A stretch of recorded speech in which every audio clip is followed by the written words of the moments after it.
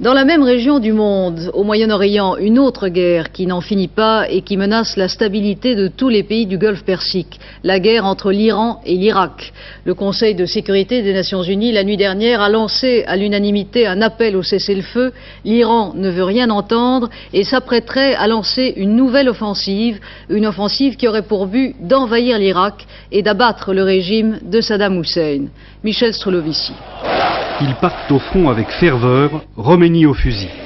Pour ces passes d'Aran, les gardiens de la révolution iranienne, aucun doute.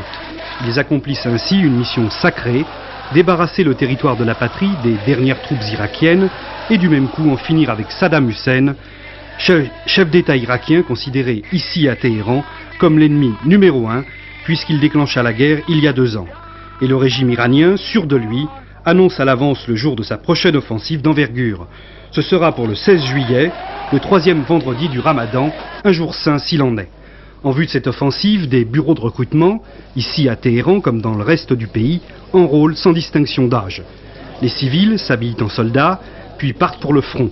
Un front que Roménie, fort de ses récentes victoires, veut déplacer à l'intérieur même de l'Irak. Mais a-t-il les moyens, comme il le proclame, de renverser Saddam Hussein et d'établir à Bagdad un régime islamique identique au sien? Toujours est-il que les capitales des pays pétroliers de la région, qui soutiennent l'effort de guerre irakien, et Washington, s'inquiètent d'une telle éventualité qu'ils considèrent aujourd'hui comme une menace sérieuse. Oui, cette guerre qui a fait déjà des dizaines de milliers de morts en 2 ans nourrit les ambitions politiques, sinon territoriales, du régime iranien qui veut propager la révolution chiite.